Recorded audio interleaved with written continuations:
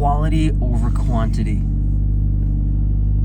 What do I mean? Your muscles only do a couple different angles.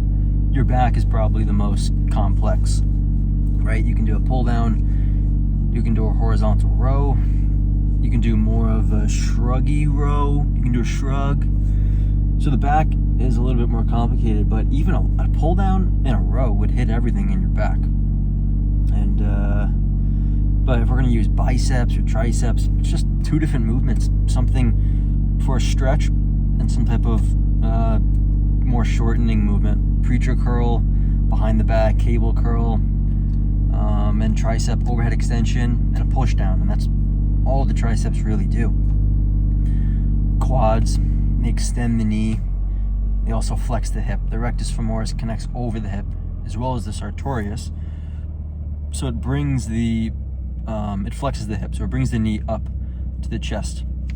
So a leg raise would work, leg extensions work, but even if you just did hack squats or leg press, you're gonna hit the majority of your quad, or just squats, let's say. So don't do, or it's not that you shouldn't do, but to me, it is a bit of a waste of time, and it's not efficient to be doing 6 different exercises for quads or for biceps.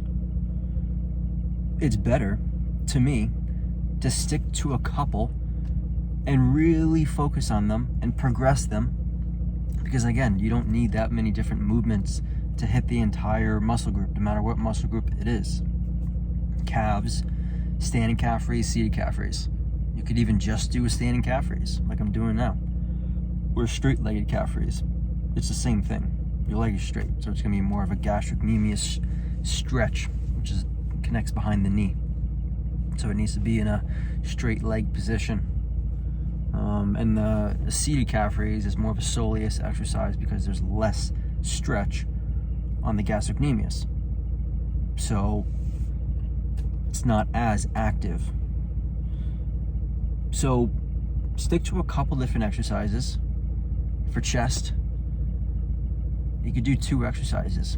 You could even do 1. You really could. You could just do a flat or semi-decline, incline dumbbell press, machine press, barbell press, Smith machine press. It doesn't matter.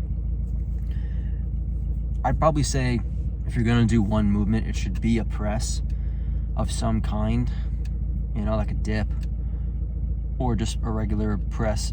A fly is really isolated, so you're not going to get any tricep movement out of it.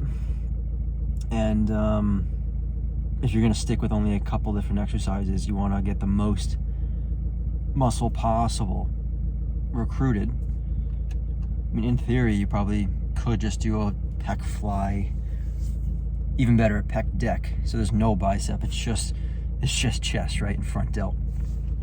But then you got to do another movement for tricep, front delt. You see what I'm saying? So you got to do a lot of movements to add up the same thing if you're going to use only isolation movements.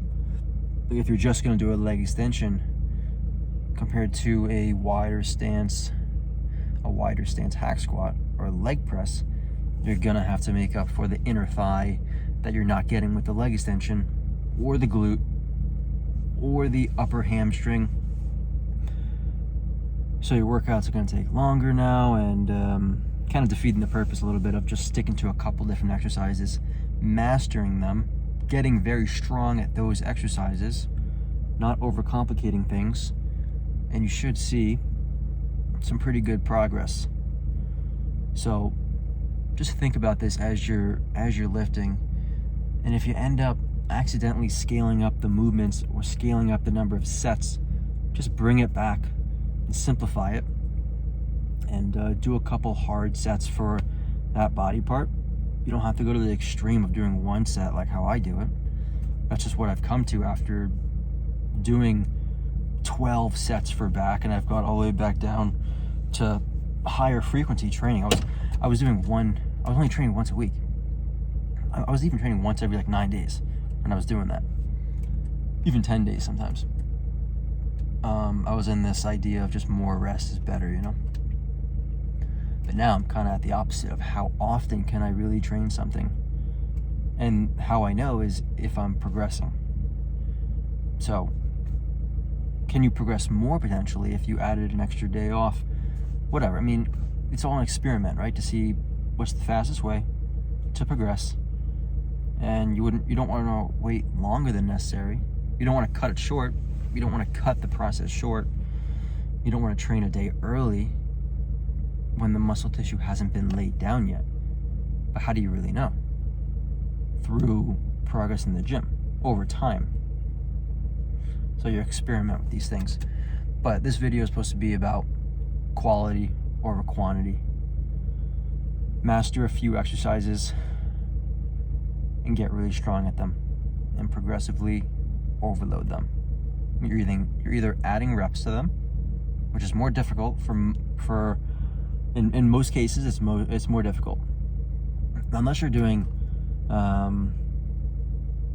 higher repetitions, because then adding a rep is less percentage of the total load. Obviously, if you go from 1 rep to 2 reps, it's 100% more.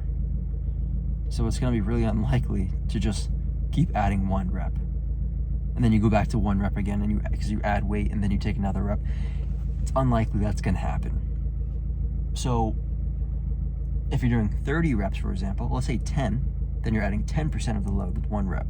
So it becomes more achievable, more doable, the higher reps you're doing. But it's still much more difficult and more unrealistic than adding a little bit of weight, because you can add half a pound, you know, and that's a lot less than 10%, right? If you're doing a 100-pound bench press, you add half a pound, that's 0.5%, half of 1%, more doable over time.